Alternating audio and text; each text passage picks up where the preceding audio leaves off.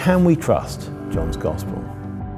The Christian faith is founded on historical evidence. Ancient writers like Josephus and Tacitus testify to Jesus Christ's undeniable impact on world history. But John's Gospel goes one better. It presents itself as an eyewitness record of Jesus' life, someone writing down what he actually saw and heard. That would make it key evidence to assess who Jesus of Nazareth is and what he offers. But can we trust it? In the ancient world, manuscripts were copied by hand. Producing them was time-consuming and costly, and the vast majority of what was written does not survive. But the New Testament writings are an exception, and among them, John's Gospel is one of the best attested. We can trace the whole book back to the 4th century with no obvious gaps, with a wealth of earlier material before then as well.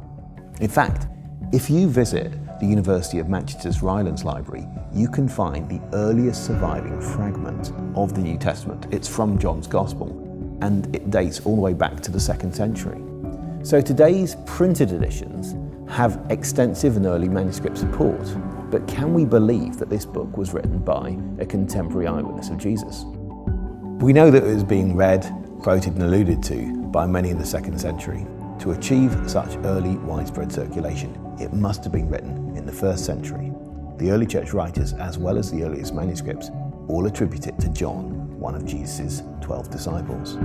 Within the book itself, the author is familiar with things that only a local could know. For example, he writes about a pool with 5 colonnades in Jerusalem, but Jerusalem was destroyed in AD 70. The pool would have been unknown to someone writing later. It was only rediscovered in the 19th century. Many scholars date the writing of John's Gospel to around AD 90. It's only separated from the events it describes by 60 years. That's roughly the same time span between us today and Queen Elizabeth II's coronation. And there are tens of thousands of eyewitnesses from that time alive today. We have good reason to take John's Gospel seriously as an eyewitness record of Jesus' life. So why not read it for yourself? Why not see what you make of this biography of Jesus Christ?